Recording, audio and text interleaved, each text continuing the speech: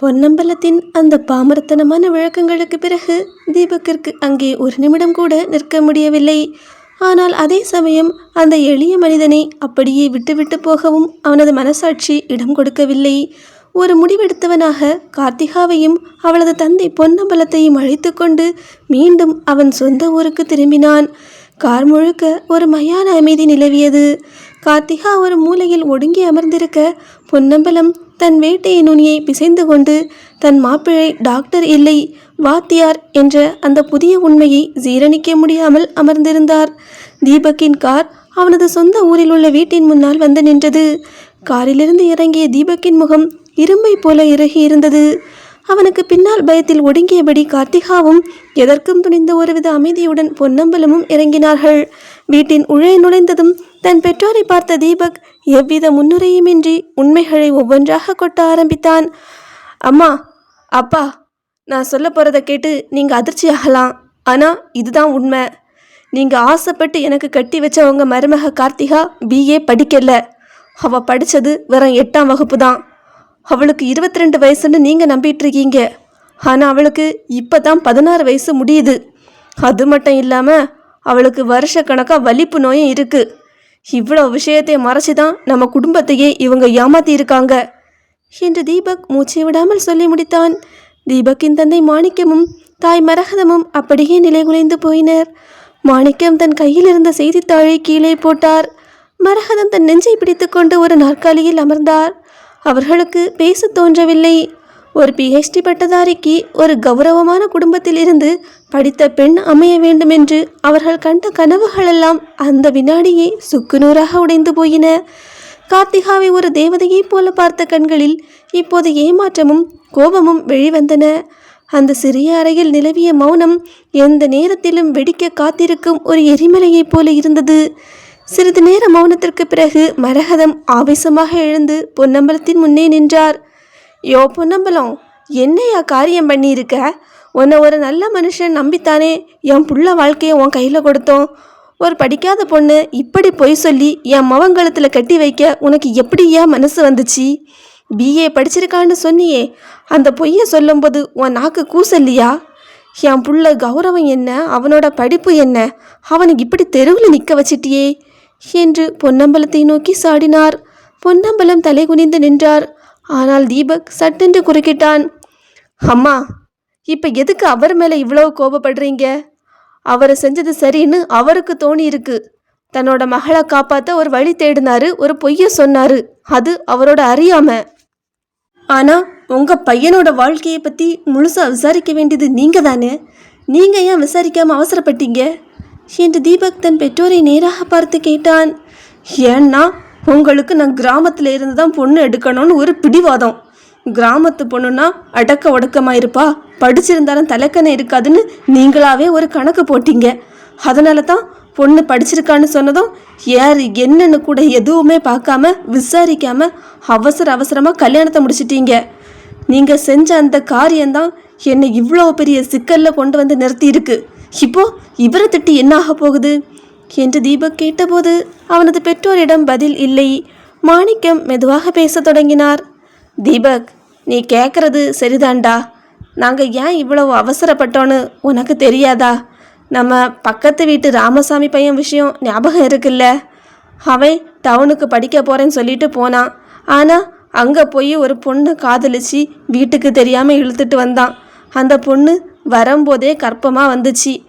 நாங்கள் சரி, எல்லாம் சரிதான், அவன் செஞ்சது தப்புன்னாலும் அந்த பொண்ணை ஏற்றுக்கலான்னு பார்த்தா அடுத்த 2 மாதத்தில் அந்த பொண்ணு என்ன சொல்லிச்சு தெரியுமா? இந்த குழந்தைக்கு இவன் அப்பா இல்லை, வேற ஒருத்தந்தான் அப்பான்னு சொல்லி அவன் கூட ஓடி போயிடுச்சு. அந்த பையனோட வாழ்க்கை இப்போ என்னாச்சுன்னு பார்த்தியா? டவுனு பொண்ணுங்க எல்லாரும் தப்பானவங்கன்னு சொல்லலை. ஆனால் 1-2 பேர் செய்கிற தப்பால் எல்லாருக்குமே கெட்ட பேர். டவுனு பொண்ணுன்னா நம்ம குடும்பத்தோட கலாச்சாரம் தெரியாது, நம்மளை மதிக்க மாட்டான்னு நினச்சோம். ஆனால் கிராமத்து பொண்ணுன்னா அடக்க ஒடுக்கமாக இருக்கணும்னு நினச்சோம். நாங்கள் நினச்சது தப்பாடா? உன் வாழ்க்கை நல்லா இருக்கணும்னு நினச்சது ஒரு குற்றமா என்று கேட்டார். தீபக் அவர்களின் வார்த்தைகளை கேட்டு சற்று அமைதியானான். நீங்கள் சொல்கிறதெல்லாம் புரியுது. பிள்ளை நல்லா இருக்கணும்னு நினைக்கிறது தப்பில்லை. ஆனால் அதுக்காக இப்படி கண்மூடித்தனமாக கொஞ்சம் கூட யோசிக்காம எதுவுமே விசாரிக்காமல் பண்ணிட்டீங்களே. உங்கள் பயத்துக்காக ஒரு பொண்ணோட வாழ்க்கையும் என்னோட வாழ்க்கையும் சேர்த்து அழிச்சிட்டீங்களே. இப்போ பாருங்க, நீங்கள் ஆசைப்பட்ட அந்த கிராமத்து அமைதிக்குள்ள எவ்வளோ பெரிய புயல் மறைஞ்சிருக்குன்னு என்று சொன்னான். மரகதம் ஒரு முடிவெடுத்தவர் போல, சரிடா, நடந்தது நடந்து போச்சு. இந்த பொண்ணு நம்மளை இவ்வளோ தூரம் ஏமாத்தியிருக்கா. இப்போ என்ன பண்ணலாம்? பொண்ணு ஏமாத்திட்டான்னு சொல்லி விவாகரத்து பண்ணுவோமா? நமக்கும் அவங்களுக்கும் இனி எந்த சம்மந்தமும் வேண்டான்னு முடிச்சிடலாமா என்று கேட்டார். இதை கேட்டதும் தீபக்கிற்கு எரிச்சல் உச்சந்தலைக்கு ஏறியது. அவன் ஏளனமாக சிரித்தான். ஆமாம்மா, ஆமாம், ரொம்ப நல்லா பண்ணுவீங்க.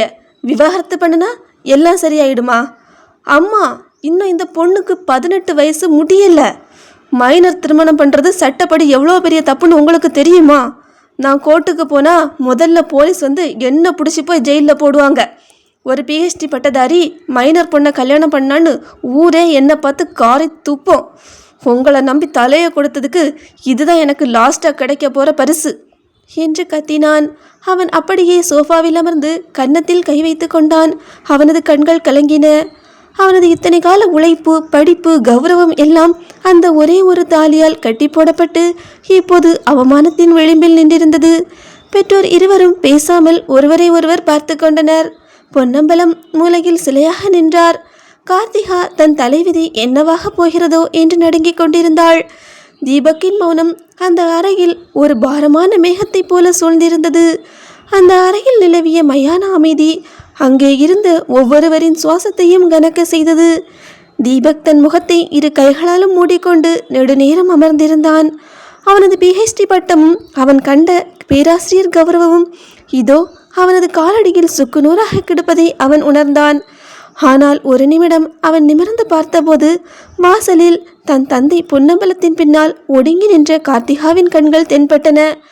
அந்த கண்களில் இருந்து ஏமாற்றமோ வஞ்சகமோ இல்லை, மாறாக ஒரு பயமும் ஆதரவற்ற நிலையும் தான் தெரிந்தது. தீபக் மெல்ல எழுந்து நின்றான். அவனது பார்வையில் ஒரு தீர்க்கமான முடிவு தெரிந்தது. சரி, எல்லாரும் அவங்க நியாயத்தை சொல்லிட்டீங்க, நானும் கேட்டுட்டேன். இப்போ நான் ஒரு முடிவுக்கு வந்துட்டேன். நான் இப்போவே கார்த்திகா வளைச்சிட்டு சென்னைக்கு கிளம்புறேன் என்று இடிமுழக்கமாய் அறிவித்தான். இதை கேட்டதும் கார்த்திகா திடுக்கிட்டு எழும்பினாள். அவளது உடல் தாளம் தப்பி நடுங்கியது. அவளது மனதிற்குள் பயம் எரிமலையாய் வெடித்தது. என்ன மறுபடியும் சென்னைக்கு கூட்டிகிட்டு போகிறீங்களா? அங்கே கொண்டு போய் என்ன ஏதாவது பண்ணிடுவீங்களா? இல்லைனா அங்கே என்ன எங்கேயாவது விட்டுடுவீங்களா? இல்லை, வேண்டாம், நான் எங்கள் அப்பா கூட இங்கேயே இருந்துறனே என்று அவள் அழத் தொடங்கிவிட்டாள். அவளது அழுகை அந்த வீட்டின் சுவர்களில் மோதி எதிரொலித்தது. தீபக் அவள் அருகே சென்றான். அவனது குரல் இப்போது எப்போதையும் விட நிதானமாகவும் கனிவாகவும் இருந்தது. கார்த்திகா, பயப்படாத. நான் உன்னை கஷ்டப்படுத்தவோ நடு ரோட்டில் விடவோ இங்கே இருந்து கூட்டிகிட்டு போகலை. உன்னை இனிமேல் நான் தான் பார்த்துக்கணும். அதுக்காகத்தான் கூட்டிகிட்டு போகிறேன். உன்னை எங்கேயுமே விட்டுட மாட்டேன், என்னை நம்பு என்று மென்மையாக சொன்னான். இதை கேட்ட தீபக்கின் பெற்றோர் பதறினார்கள். மரகதம் தன் மகனின் கையை பிடித்து தடுத்தார். டேய் தீபக்கு, அறிவு இருக்காடா உனக்கு? இவ்வளோ பெரிய உண்மைகள் தெரிஞ்சதுக்கு அப்புறமும், ஒரு மைனர் பொண்ணுன்னு தெரிஞ்சதுக்கு பிறகும் அவளை தலையில் தூக்கி வச்சுட்டு சென்னைக்கு போகிறேன்னு சொல்கிறியே. உன்னோட ஆசையெல்லாம் என்னாகிறது? நீ கஷ்டப்பட்டு படித்த படிப்பு, உன்னோட லட்சியம், அந்த கௌரவம் எல்லாம் என்னத்துக்கு ஆகிறது? படிக்காத ஒரு நோயாளி பொண்ணை கட்டிக்கிட்டு நீ எப்படிடா தலை நிமிர்ந்து நடப்ப என்று ஆவேசமாக கேட்டார். தீபக் தன் தாயின் கைகளை மென்மையாக விடுவித்தான். அம்மா, ஆசை, லட்சியம், கௌரவம் இதெல்லாம் வாழ்க்கையில் பெருசு தான், நான் இல்லைன்னு சொல்லலை. ஆனால் ஒரு மனுஷனா நம்ம ஊருக்குள்ள பண்பாடுன்னு ஒன்று இருக்குல்ல, ஒருத்தனுக்கு ஒருத்திங்கிறது தான் நம்ம ஊரோட பண்பாடு. தப்பு கார்த்திகா மேலே இல்லை, அவளை இந்த நிலைமைக்கு கொண்டு வந்த சூழ்நிலை மேலே. 1000 தான் இருந்தாலும் இவ இப்போ என்னோட பொண்டாட்டி. அக்னி சாட்சியா அவ கழுத்தில் நான் தான் தாலி கட்டி இருக்கேன். இப்போ அவளை பற்றின உண்மை தெரிஞ்ச உடனே நீ எனக்கு வேண்டான்னு சொல்லி அவளை அனாதையாக விட்டுட்டு போகிறது ஒரு ஆம்பளைக்கு அழகே இல்லை. இப்படி செஞ்சா நான் படித்த அந்த படிப்புக்கு ஒரு அர்த்தமே இல்லாமல் போயிடும். இவ படிப்பை இழந்திருக்கலாம், ஆரோக்கியத்தை இழந்திருக்கலாம், ஆனால் நான் என்னோட மனிதாபிமானத்தை இழக்க விரும்பல. நான் என் பொண்டாட்டியோட இப்போவே சென்னைக்கு போகிறேன் என்று மிக கம்பீரமாக சொன்னான். அவனது வார்த்தைகளில் இருந்த உறுதி அங்கே இருந்த எவரையும் மறத்து பேச விடவில்லை. பொன்னம்பலம் கண்களில் கண்ணீருடன் மாப்பிள்ளையை தெய்வத்தை பார்ப்பது போல பார்த்தார். தீபக் விறுவிறுவென்று கார்த்திகாவின் கையை பிடித்து காரை நோக்கி அழைத்து சென்றான். அவனது பெற்றோர் திகைத்து போய் வாசலிலேயே நின்றிருக்க கார் சென்னையை நோக்கி கிளம்பியது. இருண்ட அந்த நெடுஞ்சாலையில் கார் வேகம் எடுத்தது. தீபக்கின் கண்கள் சாலையை வெறித்தன. அவன் ஒரு முடிவெடுத்து விட்டான். ஆனால் அந்த முடிவு அவனுக்கு மலர்மெத்தையாக இருக்கப் போவதில்லை என்பது அவனுக்கு நன்றாகவே தெரியும். ஒரு பேராசிரியராக, ஒரு PhD பட்டதாரியாக சமூகத்தின் உயர்ந்த இடத்தில் இருக்கும் தீபக் 8ஆம் வகுப்பு ஃபெயிலான வலிப்பு நோய் கொண்ட ஒரு சிறுமியை தன் மனைவியாக சமூகத்திற்கு எப்படி அறிமுகப்படுத்துவான்? அவனது சக பேராசிரியர்கள், மாணவர்கள் மற்றும் இந்த சமூகம் இவனை எப்படி பார்க்கும்? இனி கார்த்திகாவால் தீபக் சந்திக்க போகும் அவமானங்களுக்கும் சோதனைகளுக்கும் காலம் என்ன பதில் வைத்திருக்கிறது? அவன் காட்டிய இந்த மனிதாபிமானம் அவனுக்கு புகழை தருமா அல்லது அவனது வாழ்க்கையை மொத்தமாக சிதைக்குமா? இந்த அனைத்து கேள்விகளுக்கும் விடை தெரியாதவனாக பூகம்பத்தின் மைய புள்ளிக்குள்ளே தன் காரை செலுத்தி கொண்டிருக்கிறான் தீபக். ஸ்டோரியை தொடர்ந்து கேட்குறதுல ஒரு 50% நண்பர்கள் தான் நம்மளோட சப்ஸ்கிரைபர்ஸ். மீதி நண்பர்கள் சப்ஸ்கிரைப் பண்ணாமலே ஸ்டோரியை தொடர்ந்து கேட்டுட்ருக்கீங்க. தயவு செஞ்சு நீங்கள் சப்ஸ்கிரைப் பண்ணிங்கன்னா எனக்கு சப்போர்ட் பண்ணுற மாதிரி இருக்கும். அதனால் இதுக்கு மேலே ஸ்டோரியை தொடர்ந்து கேட்குறவங்க மறக்காமல் இப்போவே சப்ஸ்கிரைப் பண்ணி சப்போர்ட் பண்ணுங்கள்.